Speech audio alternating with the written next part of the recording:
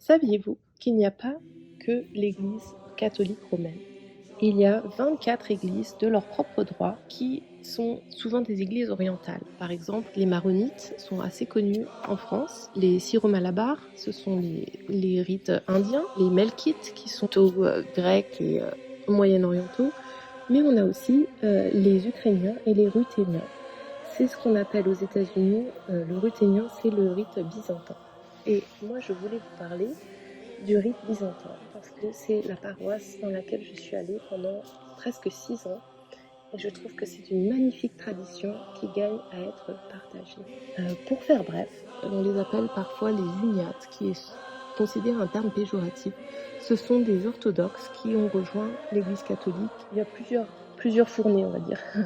Du coup, ils ont gardé toutes les traditions orthodoxes qui datent des apôtres en ligne directe avec l'Église fondée par Jésus. Donc, on utilise principalement la liturgie de Saint Jean Chrysostome, mais aussi celle de Saint Basile pour le carême, et il y a 2 ou 3 occasions pour la liturgie de Saint Jacques. Elles sont très très similaires, il y a peu de variations. Si on ne vous le dit pas, la seule différence qu'on va remarquer, c'est que celle de Saint Basile et Saint Jacques dure un peu plus longtemps. Mais bon, de toute façon, il faut compter au moins 1h30 pour une messe de rite ruthénien. Je trouve que ce rite a changé notre vie de prière, a changé notre vie de famille. C'est extraordinaire, c'est vraiment magnifique. C'est une façon de vivre l'évangile chaque jour, de vivre avec les saisons aussi. J'ai commencé à aller dans une église byzantine parce que c'est compliqué. Je vais raconter un peu ma vie. J'ai commencé par aller dans une église tradie, c'est-à-dire la messe en latin. Une église tradie diocésaine, parce que je voulais pas faire partie d'un culte et j'avais peur, je connaissais pas bien ni la fraternité Saint-Pierre, ni la fraternité Saint-Pie-X. Et j'avoue que quand j'étais allée voir, les gens n'étaient pas accueillants. Donc j'avais dit, bon, je vais laisser tomber ça, je vais rester dans l'église diocésaine.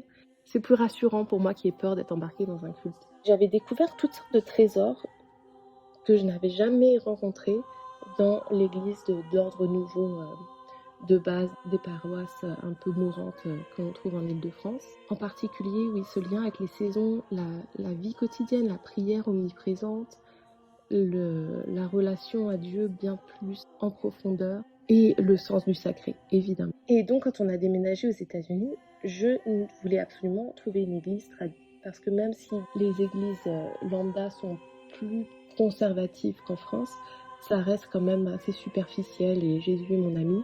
Et je voulais plus que ça pour mes enfants. Donc j'ai cherché une église tradie.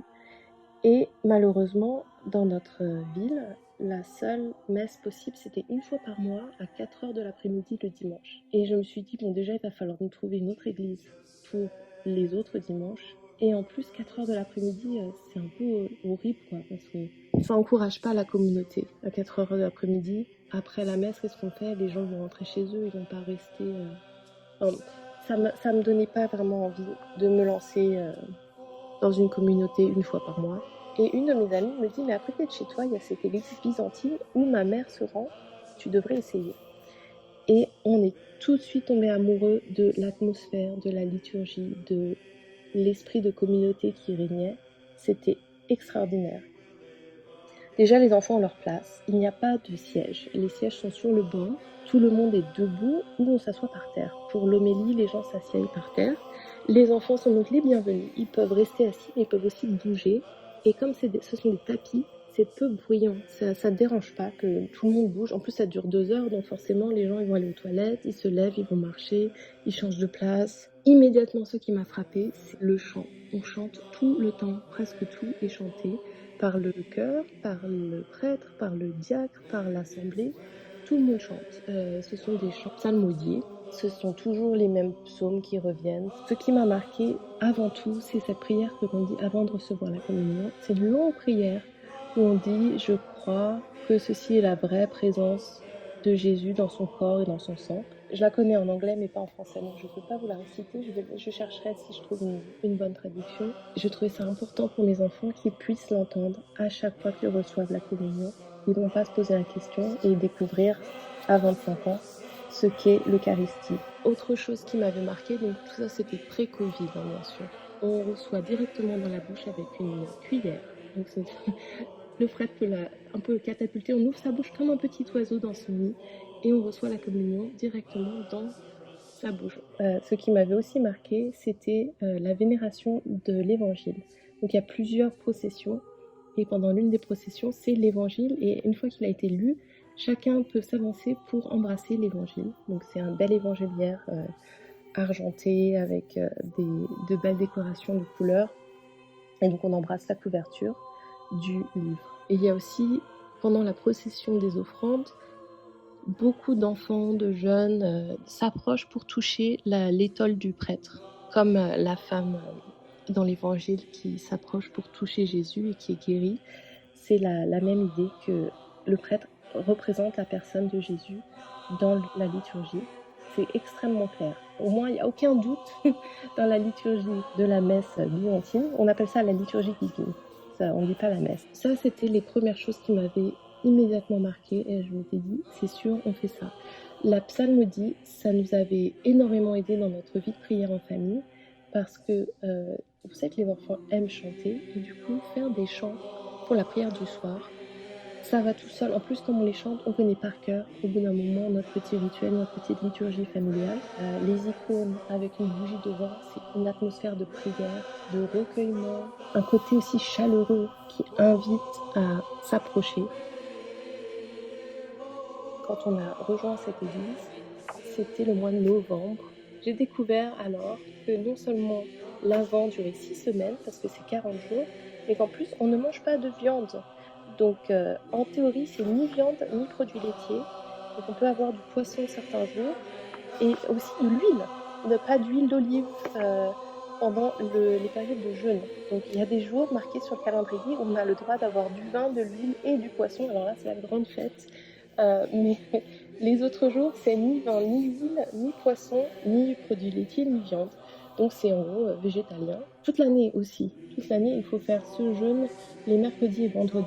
Donc c'est 2 fois par semaine. Le mercredi en souvenir de la trahison de Judas et le vendredi, bien sûr, c'est la mort de notre Seigneur sur la croix. Il y a 4 périodes de jeûne qui sont assez intenses. Donc il y a l'Avent, qui est le petit carême, le carême, qui est le grand carême, mais il y a aussi 2 semaines avant la dormition, c'est-à-dire l'Assomption de la Sainte Vierge, et le jeûne quelques semaines avant la Saint-Pierre et Saint-Paul. Intéressant parce qu'en été, souvent, il y a les barbecues, et pour les Américains, c'est très dur de se dire qu'on est végétalien. En plus, il y a beaucoup d'hommes assez fiers et assez masculins, on va dire, et qui se retrouvent végétaliens contre leur gré. Bon, moi, je trouve ça assez ironique. Mais bon, on fait de notre mieux. Alors, moi, j'avoue souvent fait le végétalien que les vendredis. Donc, moi, j'essaie de faire végétarien, c'est-à-dire que je limite quand même. On va pas se faire des fondus au fromage tous les jours, mais je vais pas priver mes enfants d'œufs parce que ça fait comme des protéines, c'est bon pour leur santé. Il m'arrive de faire aussi des soupes et si j'ai mis du bouillon dedans, bah tant pis, j'ai mis du bouillon, tant pis quoi. Ça reste des soupes de légumes quand même. Donc voilà, il ne faut pas non plus en faire une fixette et être obsédé par le végétalianisme, mais c'est intéressant de voir que le jeûne se traduit par manger moins et surtout se priver de viande. Ces périodes-là aussi, on essaie d'intensifier la prière. Souvent, les paroisses proposent de faire le psautier. Il est coupé en 20 parties et donc on dit une partie par jour.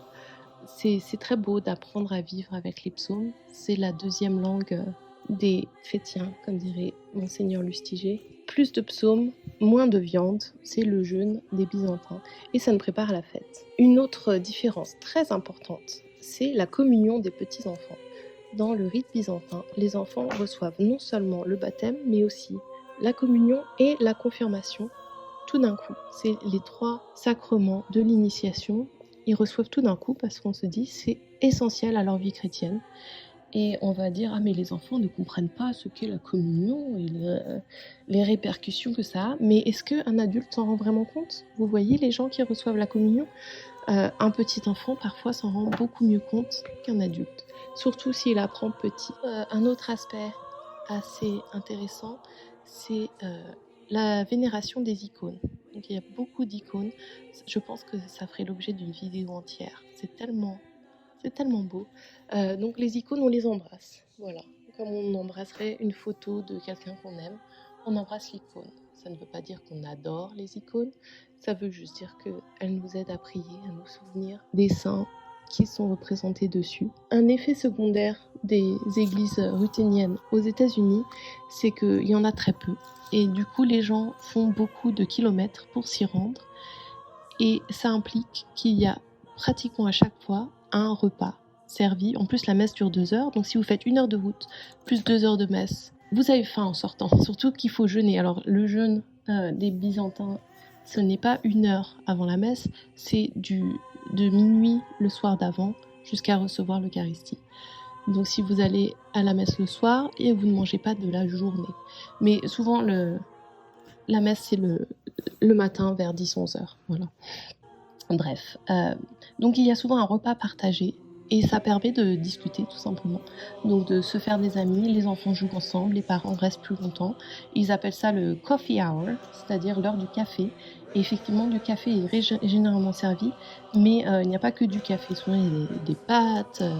Quand c'est une période de jeûne, en plus, c'est formidable parce que ça vous aide à découvrir des plats végétaliens auxquels vous n'auriez pas pensé. Et ça permet de parler. Il y a beaucoup...